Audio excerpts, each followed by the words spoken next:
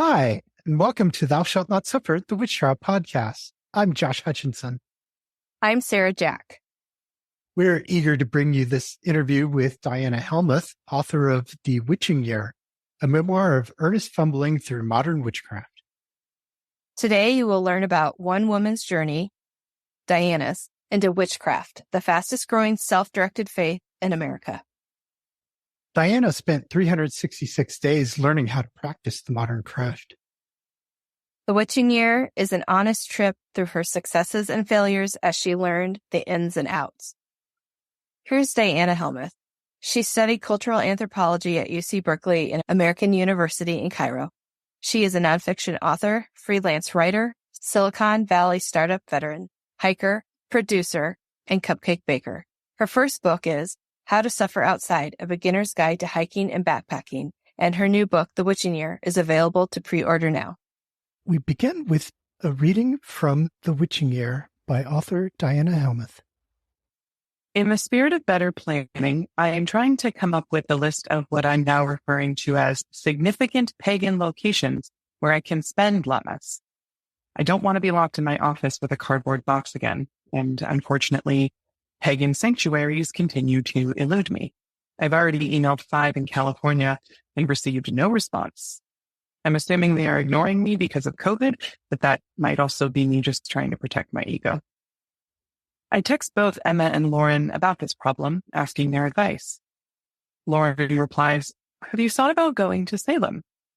And this gets me excited because I have been waiting for an opportunity to spring into my speech. Salem, I reply, but those women weren't even witches. In fact, they were insisting they were Christian the whole time they were being indicted. Isn't it pretty ironic to build a witchy homeland on their legacy? By doing so, aren't we committing the same offense as their captors and denying the wishes of the falsely accused? How did Salem become a place where actual witches connect? You have given this some thought, she replies. I have. Salem is the home of witchcraft because witchcraft in the modern zeitgeist is a community of weirdos bonding about abandoning Christianity, she taps back. There is no homeland, so we made one. It was easy to put it there. But isn't the place where Christian women insisted they weren't witches and got burned anyway for being witches a pretty dumb place for a witchy homeland? I retort. Nobody actually got burned in Salem, she replies. They were hung. As for Europe, women were burned for witchcraft whether or not they were witches, and most weren't. They just owned land or were Romani or just happened to be someone's least favorite washerwoman. But those women became symbols for the persecution of women, and witchcraft is about reclaiming female power, so you end up back at square one. I grumble. I can't plan a trip to Salem on this short notice, but I wonder about Samhain, the witch's new year, also known as Halloween. I switch over to Emma, who lives in New England, and ask her what Salem is like in October. Hell, she replies. You do not want to come here on Halloween. It is goth outside lands. There's trash everywhere. You can barely get through the crowds. I thought I was going to have a panic attack just walking around. I see, I reply, a bit disappointed. But as for a Wiccan sacred place, you've already been going there? Her text level reads, it's nature. I don't know if you're aware of this, but your favorite hobby has been, for some time, pretty damn witchy. She's right. I know she's right. A deep connection with the earth is one of the few things that witches seem to universally agree is important. At the same time, I know a lot of witches I would lovingly describe as indoor cats, tarot-throwing, tea-sipping, pentacle-wearing cat moms without so much as a potted mint on their windowsill. They have their kinks, but putting everything in a bag and getting spanked by nature for 3 days isn't one of them. Hiking and backpacking isn't sacred for every witch, I tap back. No, she replies, but that's the great part about witchcraft. Everyone connects with nature in their own way. You get to make it your own. It's pretty obvious you feel pulled by nature for a long time, so just keep going. I briefly considered telling her about my failed experiment with the oregano and then changed my mind. Backpacking, while being a favorite hobby, might also help with meditation. Broderick encourages people who have trouble meditating in stillness to try slow, mindful walking. What's more, walking doesn't hurt my back. It's stillness that is causing me issues. When I'm moving, nothing hurts. I begin prepping for my first pilgrimage. Thank you. You've published 2 books now, right?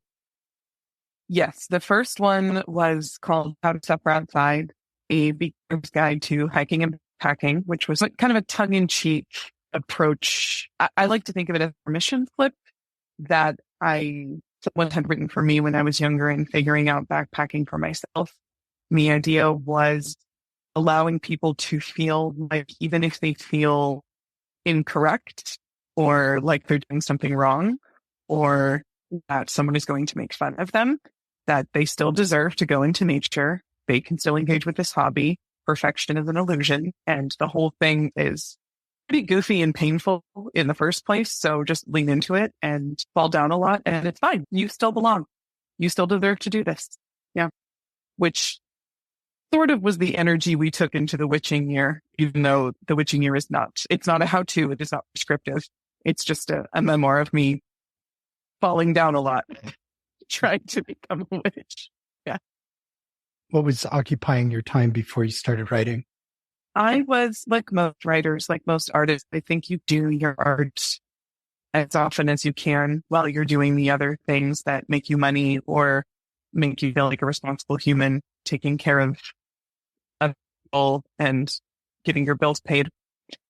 But I started to lean more into my writing while I was an operation and marketing assistant at a robotics company, Silicon Valley. I went to school. I wanted to be a diplomat. I wanted to work in the foreign service. I was studying Arabic. I wanted to create intercultural communication bridges between the West and the Middle East. And a long story short, that didn't end up happening. I got jaded with some of the processes there, but we don't need to have that conversation. I worked in Silicon Valley startup land. I grew up in Northern California. I graduated from college right when the startup scene was booming in San Francisco, and I got swept right into it. And I don't have any regrets about that, actually. I learned a lot, and I got to work with some really interesting, really smart people in a very interesting and funny time in San Francisco's history. What led you to begin your year-long spiritual quest? When it's a good time to decide you want to try and become a witch? What happened? Crisis and the desire for something interesting. I have 2 answers to this. The first is I grew up in Northern California where a lot of the 1960s kind of hippie movement witchcraft started. These were the people who took Wicca, and you have Starhawk with the goddess movement, and you have Oberon Saul Ravenheart working with all these neo-pagan groups, and all of these folks are percolating. Susanna Budapest starts Dianic Wicca, and all of this is happening in the 60s and 70s and 80s. And I'm born in the 80s.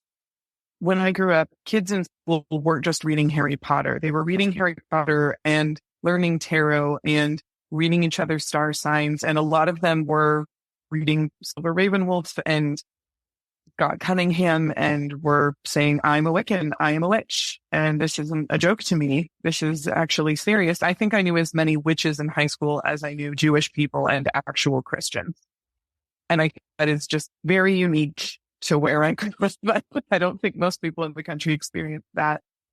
So I knew witches growing up and I thought it was interesting. I went to some rituals in high school. I dabbled, but I never really felt it in my bones in a very serious way. I never engaged with it in a very serious way. Like I also went to church with some of my friends and sermons were interesting. And I didn't think Christianity was for me for a few different reasons. I always had a pleasant time when I went to church. I get the appeal. I saw the pull of inspiration and community and love that is at the root of a lot of religions that draws people in. But why did I decide all of a sudden at 35 start to become a witch? I had been dabbling with it for years again, and I actually had I had 2 friends who are characters in the book, Meg Eel and Lori Parker, who are both witches and also authors themselves. And they've become my mentors throughout the year. And I got in an argument with Lauren one night while Meg was in the room. It was over Zoom. And we were arguing about astrology. And I said to her, I just got really real. And I said, listen, astrology is bullshit. And it's bullshit because it is precisely antithetical to the goals of self-empowerment that it peddles. Like, how can you have this whole pseudoscience that is designed to get people in touch with who they are when it's entirely prescriptive and unchangeable based on when they were born?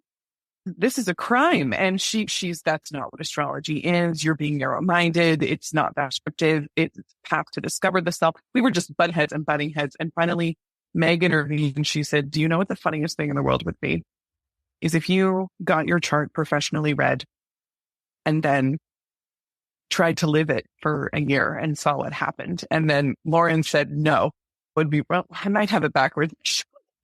One of them said, you should try living astrologically for a year. And then the other one said, no, you should just try being a witch for a year, because the astrology conversation, the fight was born out of me saying, I don't think this is what the occult is about. And Lauren said, the fuck do you know the occult is about? Do you really know? So we were in this fight about the occult, and she basically said, what do you know? And I said, nothing, but here's why. I think too much of it is ironic, and I think too much of it encourages you to practice the opposite of what it is preaching. And she said, you should try living as a witch for a year, because I think this would be hilarious. And I was looking for another book idea, and I pitched it to my agent, and she said, oh, this sounds really funny. Okay, yeah, do it. And originally it was supposed to be a comedy. Is not a comedy now. We were spoofing off of A.G. Jacobs' Year of Living Biblically. I'm very honest with that. I used his journey as a foil for my own, and he's quite funny in that. He's very glib.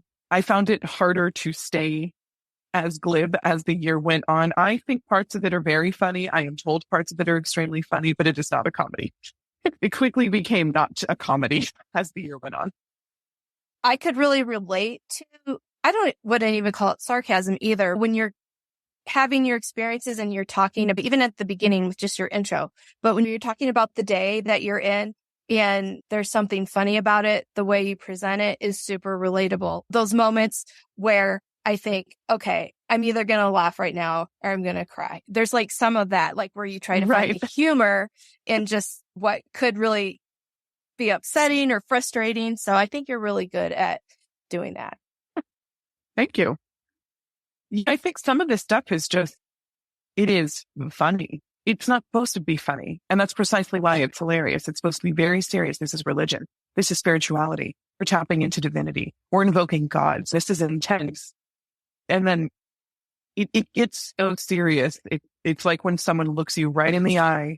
My mom does this to my niece all the time, especially when she's in a really cranky mood. And she goes, whatever you do, don't smile.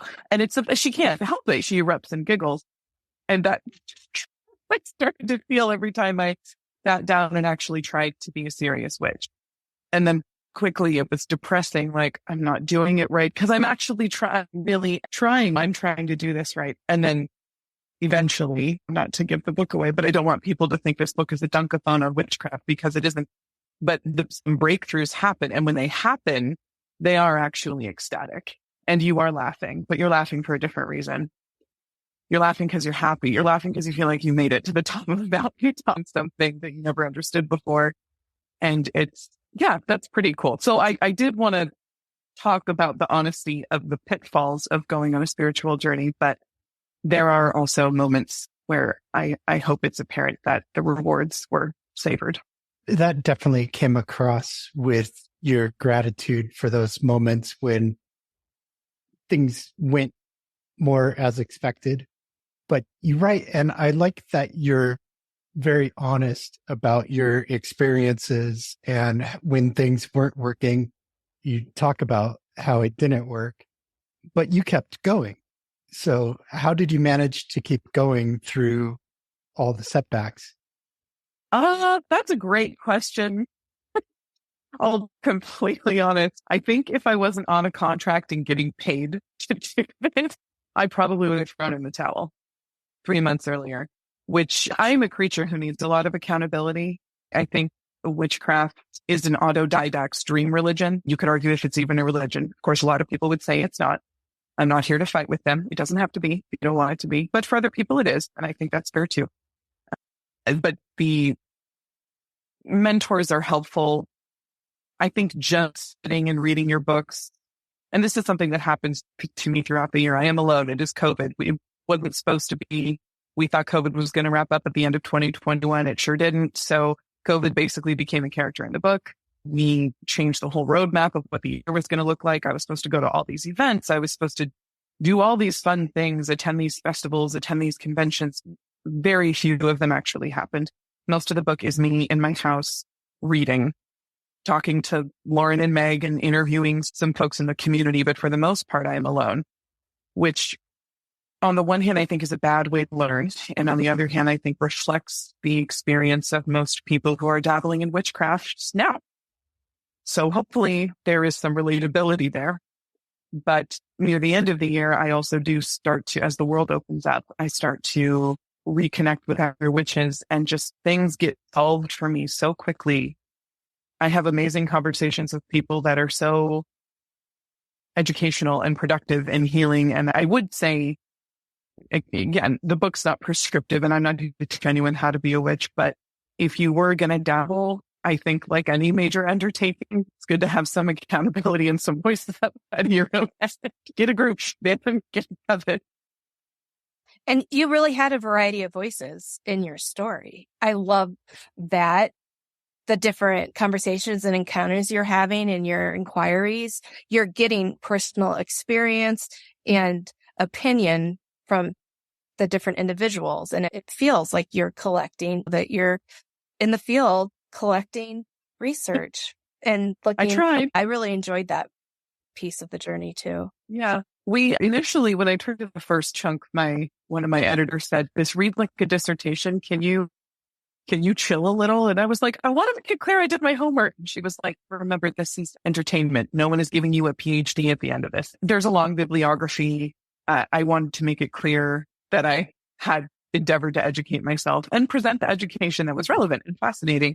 But we did have to tone it down a little bit. But I'm glad that came through. But that research came through. That's really nice to hear, actually.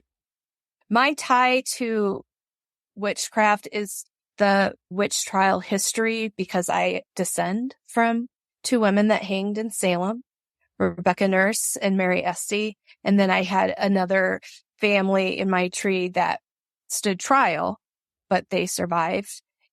I think it's really interesting that you descended from these women who were accused in this whirlwind of hate, basically, and then suffered and died.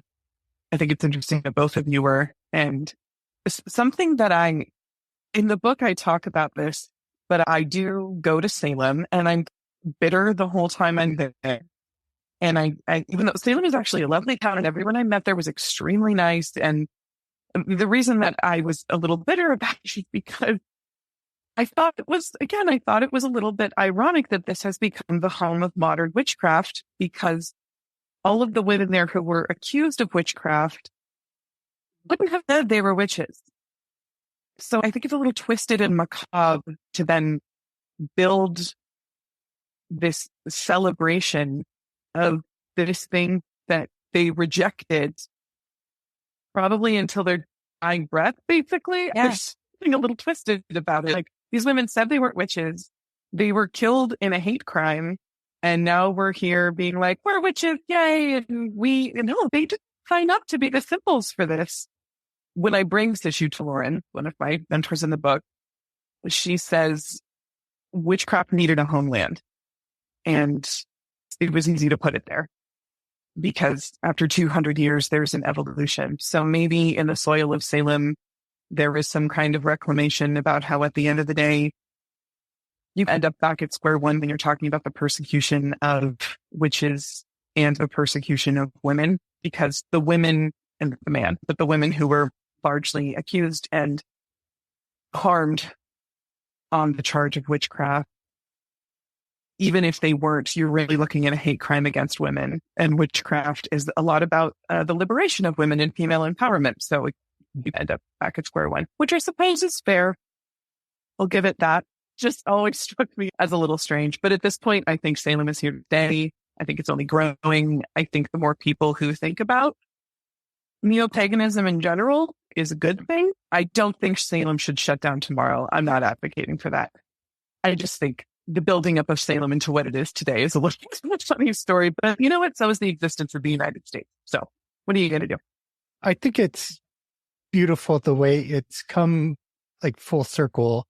It built up this infamous reputation because of the witch trials and had this reputation as being an intolerant place. And now it's the scene of religious tolerance, tolerating the neo-pagan faiths, which certainly there's been a lot of intolerance towards that. Yeah. So it's good I that didn't there's think about like a it that safe way. haven.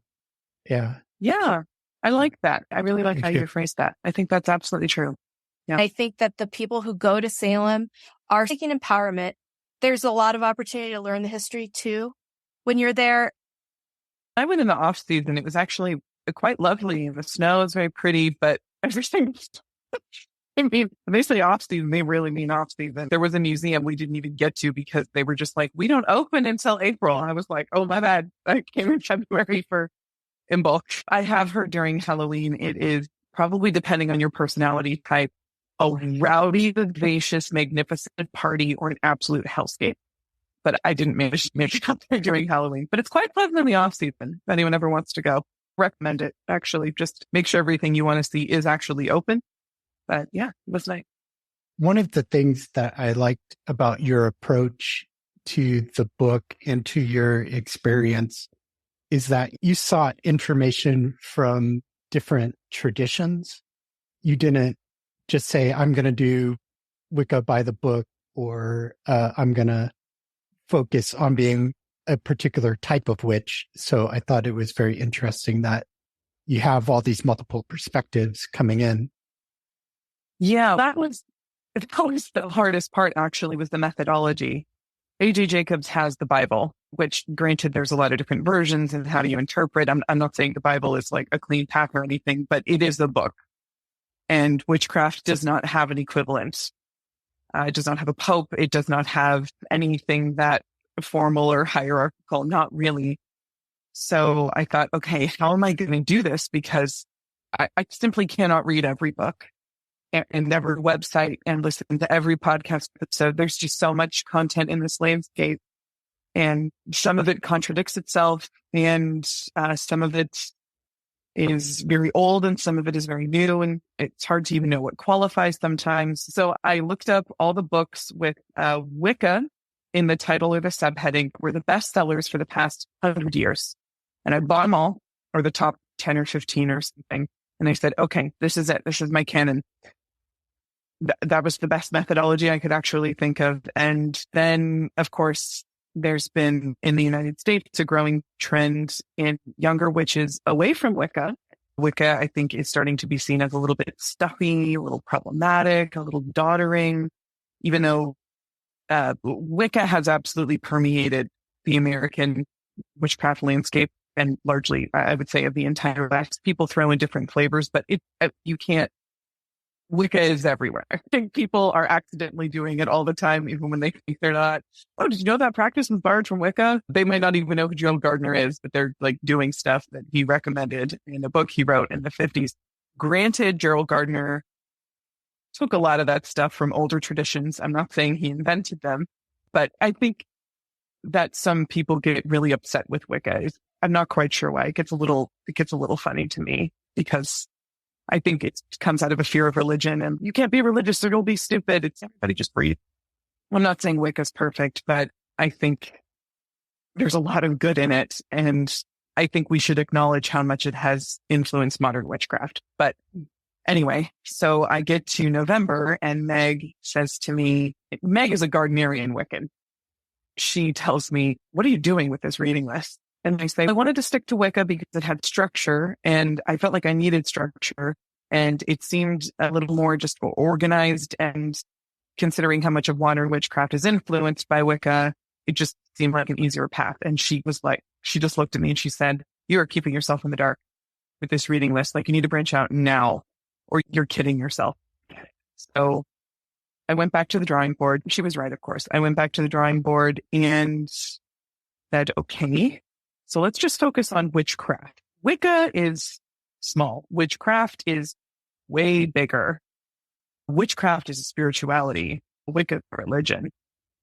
And again, that could be debatable depending on the person. That's what I personally think. But the top 10 to 15 books on witchcraft, and threw those into my cart, bought them all, and then started devouring them. And there were some interesting trends. There were some things that changed. But what's funny is most of the books that I bought, and this is why I say what I said earlier about how I think when people are practicing witchcraft and pretend it's so different from Wicca, unless they're doing something really specific like hoodoo or conjure or voodoo, if they're doing like European descent,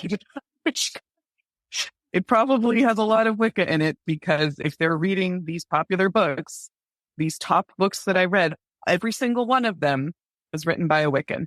I thought I was going on this whole new magical journey, and really I was just basically hanging out in Wicca. The sole exception was Juliet Diaz's book, Witchery. And she's written many books since then. Juliet Diaz, of course, is a bruja, but there is even a lot of Wiccan flavor in her writing. And I don't think that's a bad thing. It's just there. It sounds like witchcraft, broadly speaking, offers something for every personality type. If you want the structure, you can choose the structure. If you want to practice independently, you can practice independently. Gardnerian Wicca is very structured. It has a lot of rules. It has a lot of formality. It really follows in the tradition of someone who is seeking religion. And by that, someone who is seeking order and community and clean paths to connect with other humans and the divine together. And I think there's nothing wrong with that. You have to be initiated. It's secretive. I wouldn't necessarily call it a closed practice. And solitary Wiccans, of course, exist. Scott Cunningham wrote a beautiful book about it because he said Wicca is too beautiful for people to continue to just have it be this closed door thing, and you have to know someone to get you in. And he was like, fuck that. This should belong to everybody. I refer to him as the Bernie Sanders of witchcraft. Because he threw open the doors and was like, everybody get in here. We're not doing this anymore. Come on, this is too good. And I will always love Scott Cunningham for that. Some of his writing is problematic. I like to think if he had lived longer, he would have gone back and corrected some things. But unfortunately, he died when he was very young, so he never got the chance. Witchcraft, on the other hand, is much more free form. Who decides if you're a witch or not? Unless you're part of some organized coven, which a lot of people are. There's so many witchcraft traditions, but a lot of people today are just eclectic. They're just picking up stuff online. Things are resonating with them and then they're following them. And I do think that's a good thing also because so much of modern witchcraft is essentially therapy and self-empowerment in every sense of the word. And it is not just for women. There is so much here for men. Like, whenever I meet a male witch, I'm like, "What are you king? Holy shit, tell the brethren, please. We need so many more of you." Yes, witchcraft is about women and women's empowerment because it's usually women who are getting persecuted if you look at the history books. But, oh my God, there's so much here for every gender. I just want every guy I know to be witchcraft so badly. I think the world would be such an amazing place if that happened. But yeah, witchcraft is very open. It's very freeing. There are very few rules. And subsequently, I think we just fight a lot about what is correct or not. But at the same time, they're all on the same team because we all just want to feel safe and connected, and we're all fighting for the same thing. And I often talk about witches being truly the perfect example of sisterhood. You can be fighting with someone really viciously and then 10 minutes later, like sharing Skittles with them. That is sisterhood. And a lot of witchcraft is like that, which I like. It's a safe place to spar ideas, knowing that you guys are ultimately on the same team as each other. I really like that about the witchcraft community. And I think that's true even across traditions, like not just with European Wiccan style with brujas and other sects. I really think there's this larger sense of we're all working towards the same goal. It's really beautiful. I'd love to hear you talk a little bit about, you have such a bond and perspective with nature and our climate. And then Of course, witchcraft has so much nature in it. You have your own personal relationship with nature, and then now this journey probably brought a new dimension. Trying to be a witch for a year turned me into a rabid environmentalist. And I was always very left in my politics. I believe in climate change. I want politicians to help us reduce our carbon footprint. I believe in preserving the forests that I play in.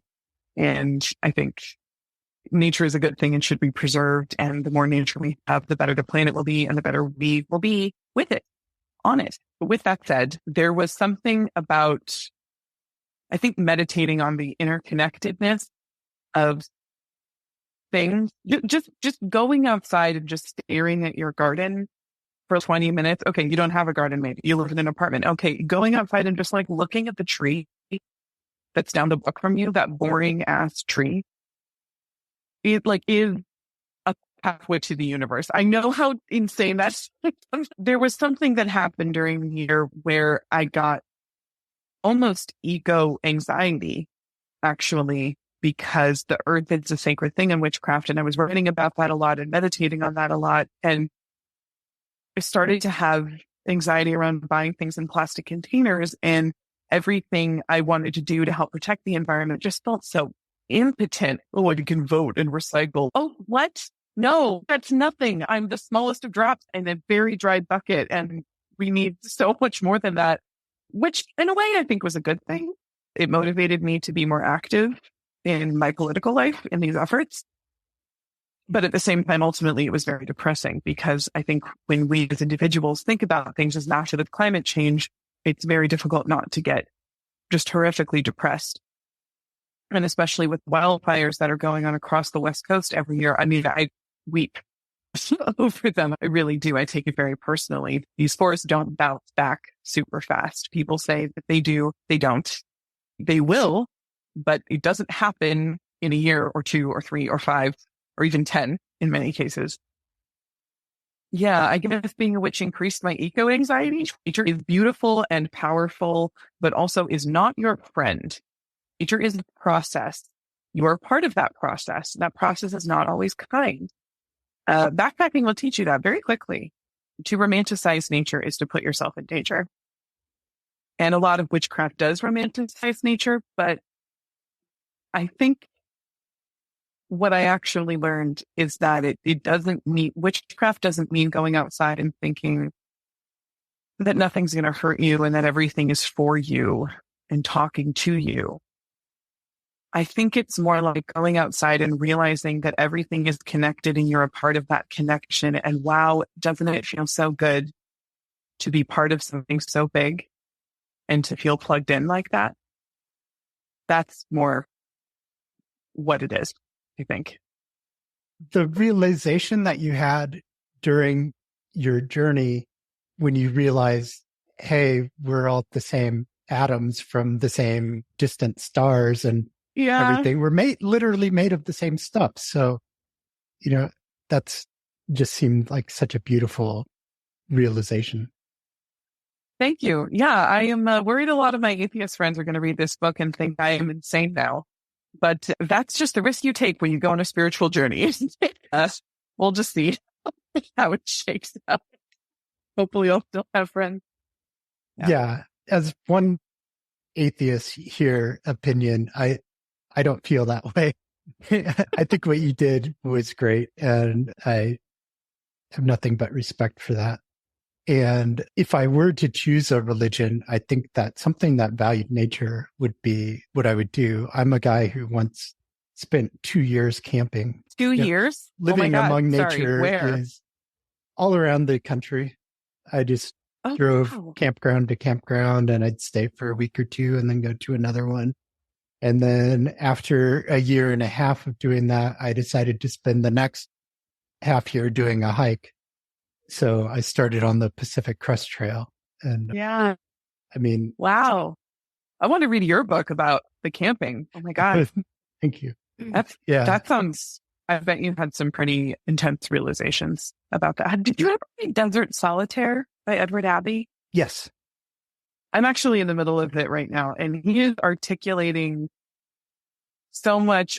When I was a teenager, I felt like I would go into nature and I would have these experiences that really felt like quasi-spiritual and profound. I didn't want to say the birds. It's not like the birds were talking to me. I just felt like I wanted to merge my atoms into the rock and become one with the rock.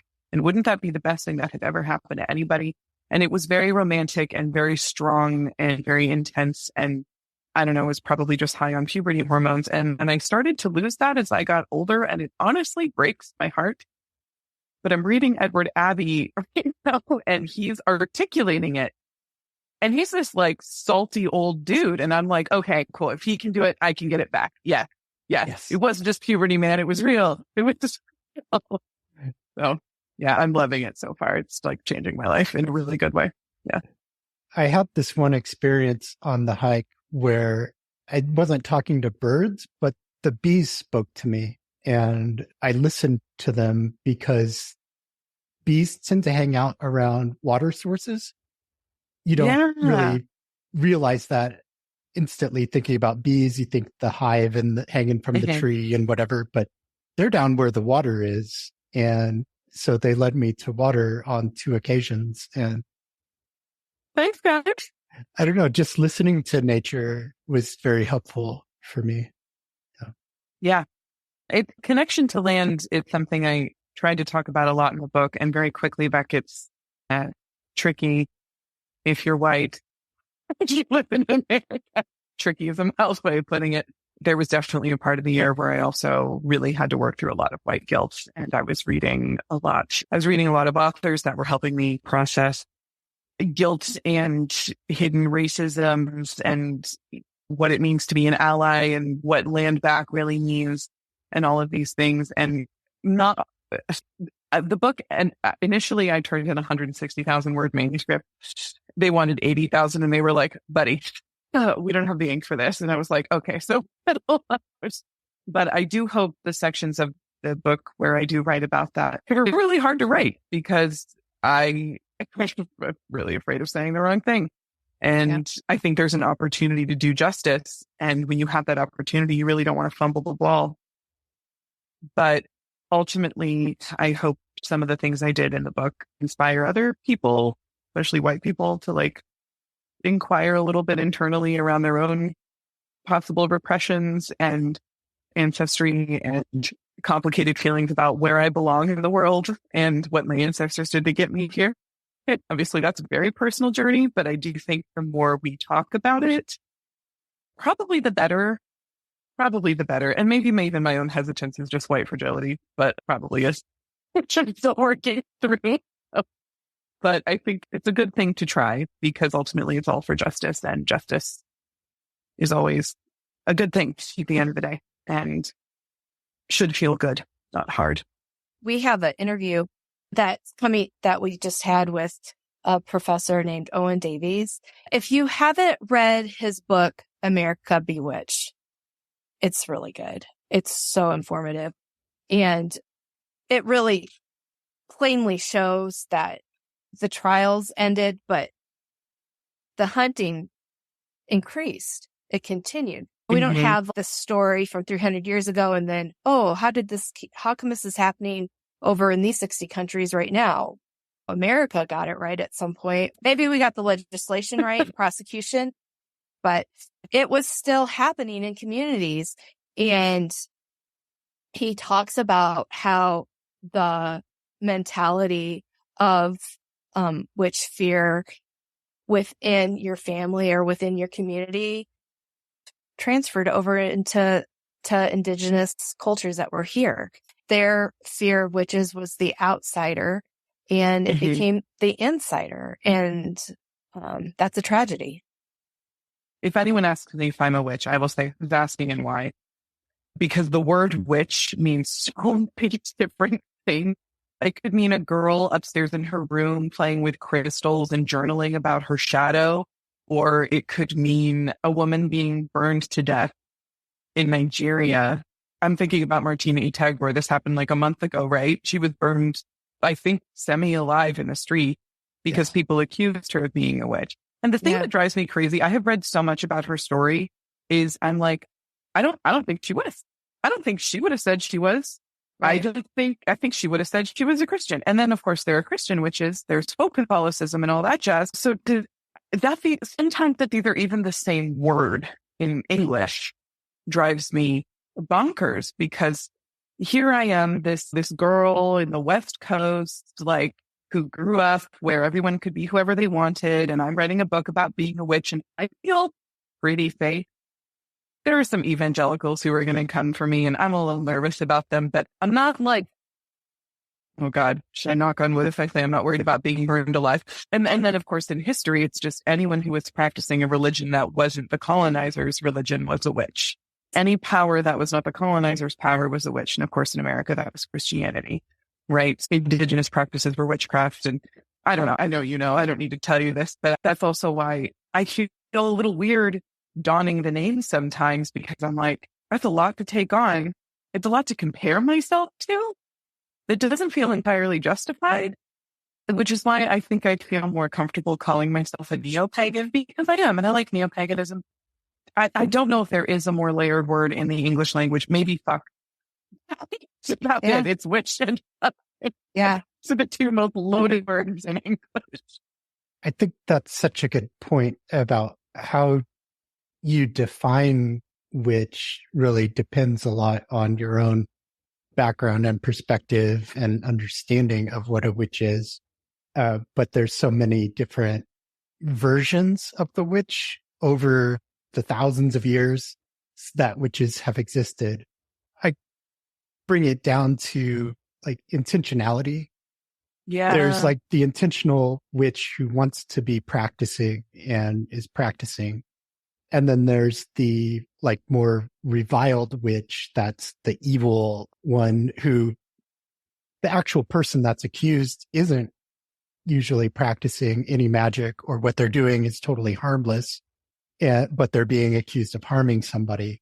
It's put on people as a forced label, but then it's also available to embrace as a label. And that's one of those is very disempowering and one is very empowering.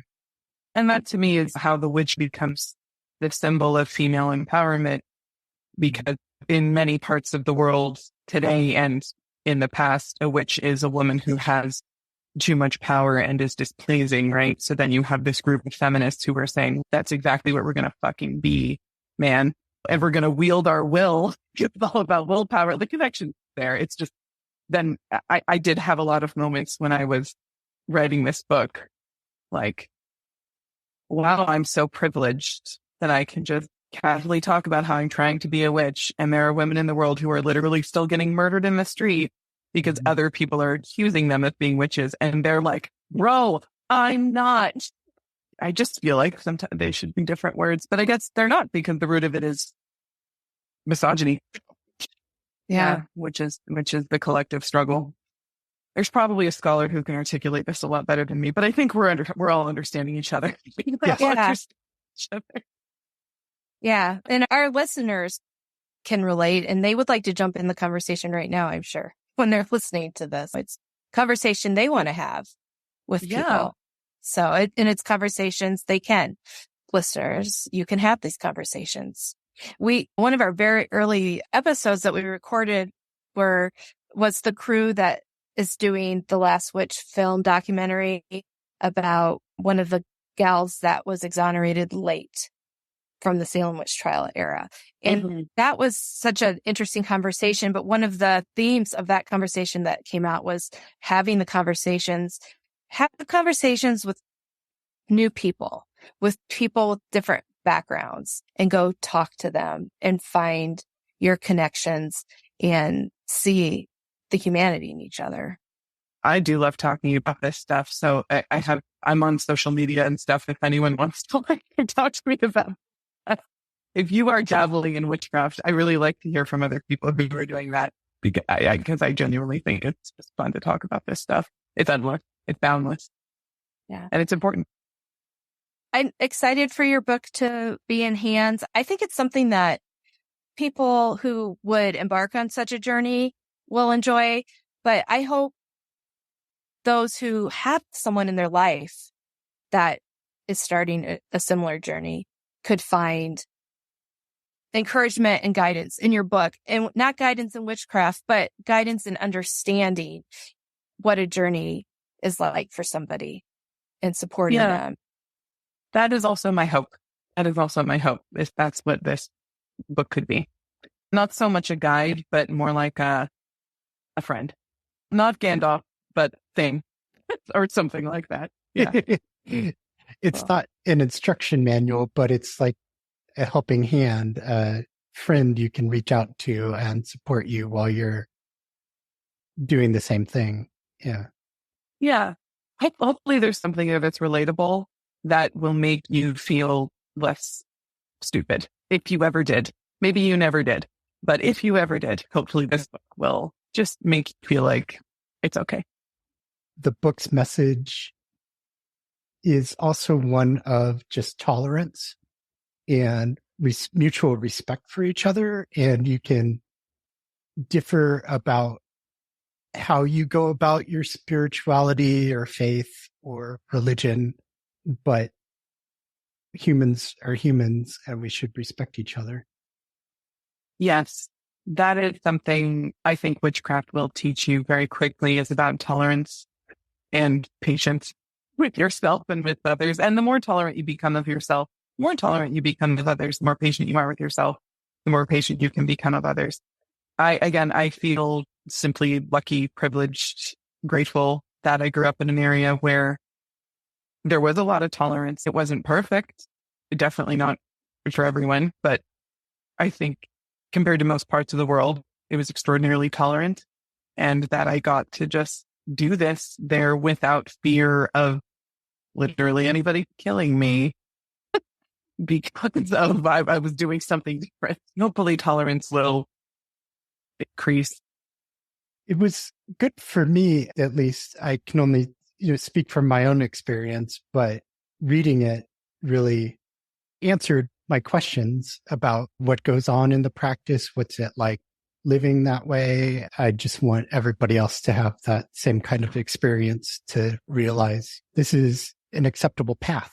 And I'd say for anybody who still has any reservations, maybe just from upbringing or your own religious background, if you have reservations about witchcraft, read this book and a lot of that will be taken away. You clear up misconceptions. You talk about the value you're getting out of what you're doing. So back to that tolerance thing again. Yeah, it's normal. Well, depending on who you ask, Don Martin, who wrote The Dabbler's Guide to Witchcraft, I've heard him say this before on social media. Witchcraft really is mainstream at this point. Like, it's not really what it was in the 80s and 90s. A lot of people are playing with this stuff now. It's just how deep you are in the water. And I think he's right. And now for a Minute with Mary.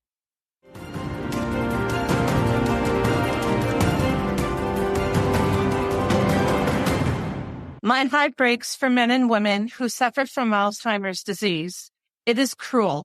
In my dad's case, it has taken him from a vital, active, well-loved citizen of his community to a man who cannot remember to do what he needs to care for himself.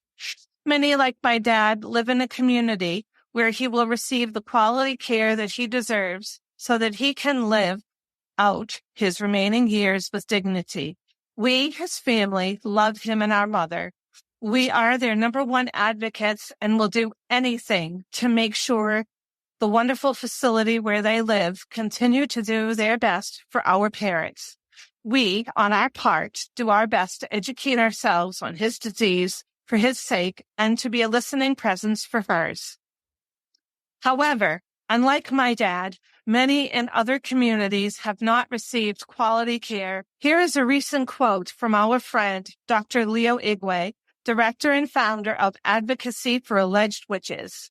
And I quote, "Family members abandon them and make them suffer painful and miserable deaths. Advocacy for Alleged Witches urges the public to stop these abuses and treat people with dementia with care and compassion." End quote. Sarah Jack says almost every week in the following segment, End Witch Hunts News, that education is key. Spreading the word regarding ongoing witch hunts is also key. Please listen again to Dr. Leo Igwe in the episode Deadly Witch Hunts of the 21st Century and Damon Leff in the episode Witch Hunting in Modern South Africa. Then share these episodes on your social media channels. Visit our website, endwitchhunts.org, to discover how you can help to save a life.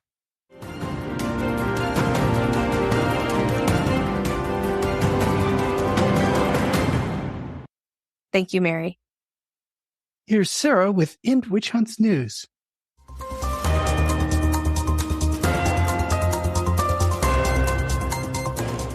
End Witch Hunts, a nonprofit 501c3 weekly news update. Advocacy for alleged witches has made a stand to help and rehabilitate elderly victims who have suffered from violent witchcraft accusation attacks in Nigeria. Last year, hearts were shattered when Pa Justin was unjustly accused of witchcraft and subjected to a horrific act of violence. He was set ablaze in his own village in Nigeria. This month, advocacy for alleged witches took a crucial step by accompanying Pa Justin back to his village. The community members asked Pa Justin to return. Quote, "This is an exercise in social experimentation. AFAW will be closely monitoring the case of Pa Justin for some insights for future use." End quote, Dr. Leo Igwe. AFAW advocates have also initiated an outreach and sensitization campaign within the community.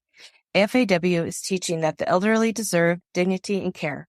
Elderly members of society should be revered, cherished, and cared for, not unjustly accused of causing harm with witchcraft. Witchcraft harm accusations are a deeply rooted problem, not only in many African communities, but in nations across the globe, leading to devastating consequences for innocent individuals like Pa Justin. Witchcraft and sorcery accusation violence advocacies represent many countries and have an unwavering commitment to end witch hunts. They are taking legal action, educating community members and leaders, rehabilitating victims, and addressing how victims and communities can move forward. Our organization, End Witch Hunts, also firmly believes that every individual and community can live free from fear and harm. We support advocacy organizations that are helping affected communities fight for justice against this gross violation of human rights through grassroots efforts. Please help spread awareness by talking to your circle of influence about modern witch hunt violence occurring across the globe. Please go to our show notes and see links to the advocacy groups that are actively working to stop the violence. Consider making a donation to AFAW, End Witch Hunts, or any of the advocacy groups listed in our show notes, and volunteer your voice to support their initiatives. Your conversations and donations are making a significant difference in the lives of those affected by witchcraft accusations. Engage with local leaders and community members to advocate for policies and practices that protect the rights and dignity of vulnerable individuals like the elderly, widows, and children. Report suspicious cases. If you come across any incidents of witchcraft harm accusations, report them to the appropriate authorities and organizations like AFAW. Together, we can put an end to this injustice. Let us stand together, not just for Pa Justin, but for all those who have suffered and continue to suffer due to witchcraft accusations. Thank you for being a part of Thou Shalt Not Suffer podcast community. We appreciate your listening and support. Keep sharing our episodes with your friends. This podcast is a project of our nonprofit called End Witch Hunts. It is dedicated to global collaboration to end witch hunting in all forms. We collaborate and create projects that build awareness, education, exoneration, justice, memorialization, and research of the phenomenon of witch hunting behavior. Get involved. Visit endwitchhunts.org to learn about the projects. To support us, make a tax-deductible donation, purchase books from our bookshop, or merch from our Zazzle shop. Have you considered supporting the production of the podcast by joining us as a super listener? Your super listener donation is tax-deductible. Sign up today. Thank you for being a part of our work.